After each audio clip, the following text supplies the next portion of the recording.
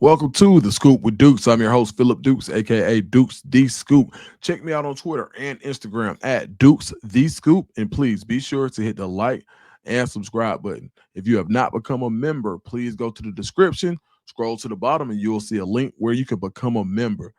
And if you would like to see your merchandise here, you see we got Auburn Legends with the Run AUB hat. That's right in front of the Twisted Caps.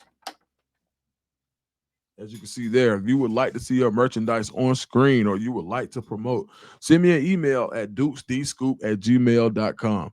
All right, guys, without further ado, this is the AU Scoop, and we're going to talk about the last 2 days of practice, one being the scrimmage on Friday, off day Saturday, and the practice today.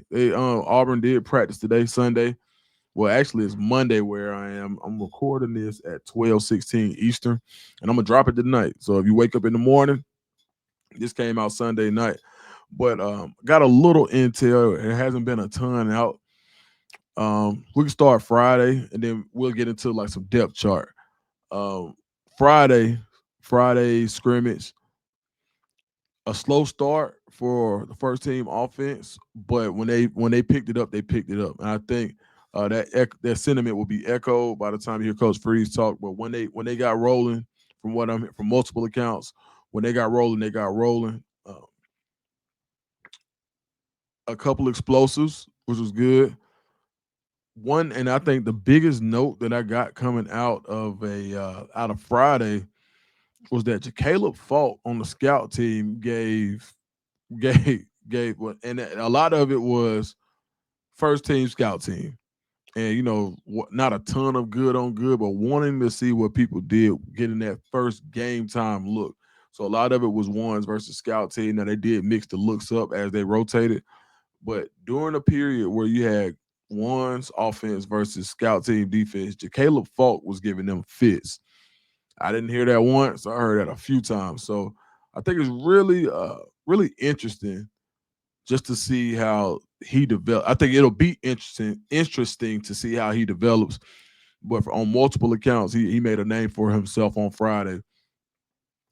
I think now, and this is kind of has more to do with depth chart, so we'll get to that part in a minute. But there were some very interesting combinations that I heard about that I wanted to see if those combinations would hold true on Sunday.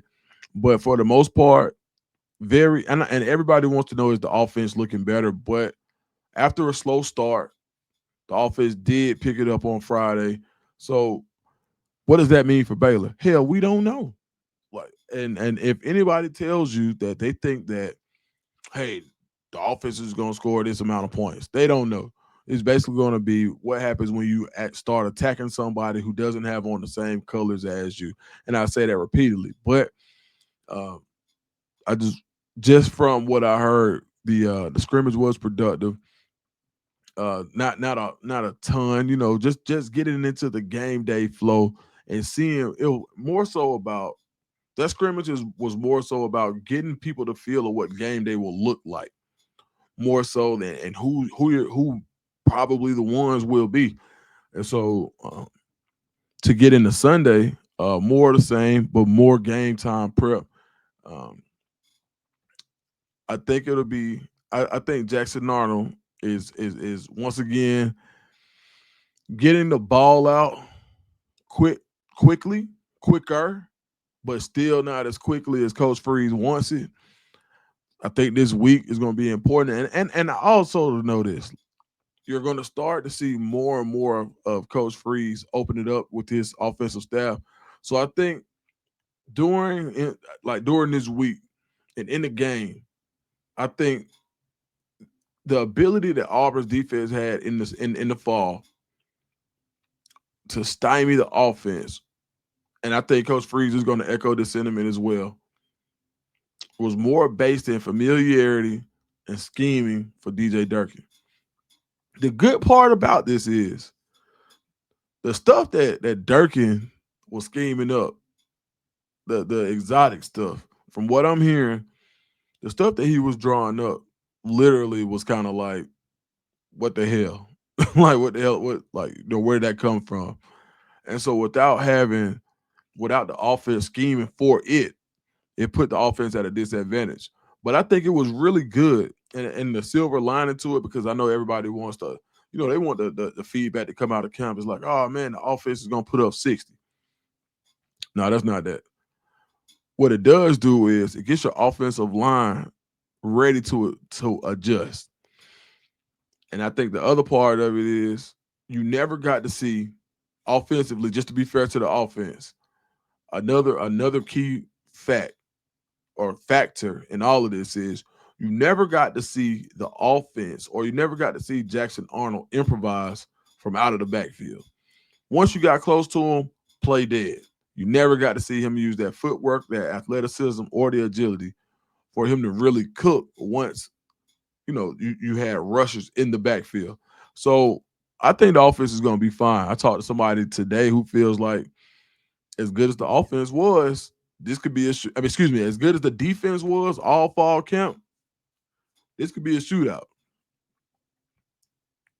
We'll see. And this is somebody, on the offensive side that feels like Auburn's going to have plenty to deal with. Auburn will give Baylor plenty to deal with. And when you just look at it now, when you get the familiarity with route combinations, which I think that when you have two really plus corners in Ken Lee and Jay Crawford, when you have a defensive line that gets after it the way that Auburn's first team can, and you have a safety, a young safety in Caleb Harris, who's seen a lot in a little bit of time, who still has that youthful exuberance as a second-year guy, I just think that the defense was in a position of they were in a more favorable position. But I could see where the offense could be successful. I would venture to say they will be successful. When you look at what Vegas says, a 57.5 point, I think the over is like at 57. Let me check that. Let's check the over. Yeah, I was right. 57.5 points. So that suggests a shootout. I don't think that means that anybody is going to go. I don't think that means blowout. I think that means shootout. So Auburn's defense will have their hands full. But let's get into Sunday's practice. Sunday's practice. Now the offense did come out kicking ass in Sunday's practice. A fast start in comparison to Mondays on the fastball period. I forgot the exact name of what they call it when you're kind of moving more fast pace, how they open practice sometimes. I'm sure Coach Freeze will talk about this at the press conference, but the offense did, from what I heard, the offense started out very quickly, and that's what you want. You like as things get closer to game day, you want the offense to have a faster start. All right, let's get into projected depth chart. So the depth chart should be out on Monday. Um, so right now, I think offensively, status quo. I think of course, we know you're going to have Jackson Arnold, running back Damari Austin to be the first one out. Jeremiah Cobb has been coming on strong as of late as well, from what I'm hearing. But Damari Austin definitely be the first one out. Just did nothing wrong. Damari Austin literally showed his veteran presence, and he's going to be a force to be reckoned with. I believe. I think this is his year. I absolutely believe that. Um, Offensive line, Xavier Chaplin, uh, left guard, Dylan Wade, center, Connor Lew, right guard, Jeremiah Wright or Too Tall, and right tackle, Mason Murphy. So I think first depth chart, you might see a or. You're gonna see you may see Too Tall in one of those or situations in one or two. Like how they have the first string or such and such. I think that'll be one of those or situations. A wide receiver, Cam Coleman, Eric Singleton, and Horatio Fields, for what I'm hearing. I'm hearing Horatio Fields was the first one out. I don't think Malcolm Simmons will start against Baylor. He may. It could be one of those or situations, but right now I heard this weekend Horatio Fields was the first one out. And Brendan Fraser at tight end. Now, Malcolm Simmons may very well be the best wide. A few people may see it, on the beat, but I think Malcolm Simmons could possibly be one of the. I just don't think he takes a backseat to anybody, and that's not a slight to E. Singleton. That's not a slight to Cam Coleman at all. Auburn just has 3 1s at receiver. Eric Singleton, draft pick for sure. Chance to go first round. Cam Coleman, everybody says first round. I think this is the year that people start to realize who Malcolm Simmons really is. So I want to make sure that, even though he had a issue uh, that he was cleared of, don't sleep on Malcolm Simmons. I can't say that enough. Auburn has 3 number 1 receivers, and one of them may come in a little after the start. But yeah, let's go defensively. Defensively along the line, of course, Keldrick Faulk, Bobby Jamison Travis at 0, Malik Blockton, of course. And I know there was a little battle between Keyron Crawford and Chris Murray. Chris Murray played really well, but Keyron Crawford has been lights out. So I think that's the first 4 you see. Secondary, of course, Jay Crawford, Sylvester Smith at the nickel.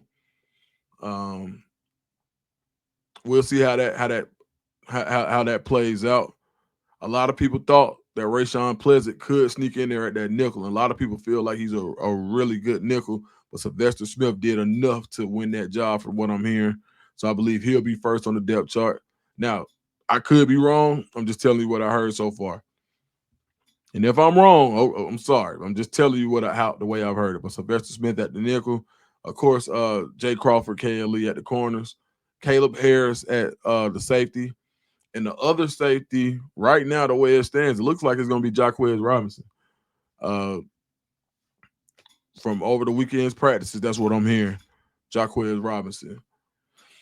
At linebacker, this is where it gets tricky. I think that you could now. Let me back up a little bit.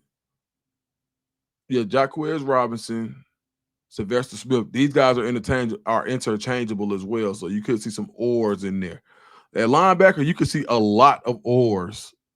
But right now, the way I'm hearing it, maybe a little shakeup there, what some people may call a shakeup. But I think Robert Woodard is probably going to be your first linebacker out, followed by, at the true mic, I think Robert Woodard, followed by Elijah Melendez.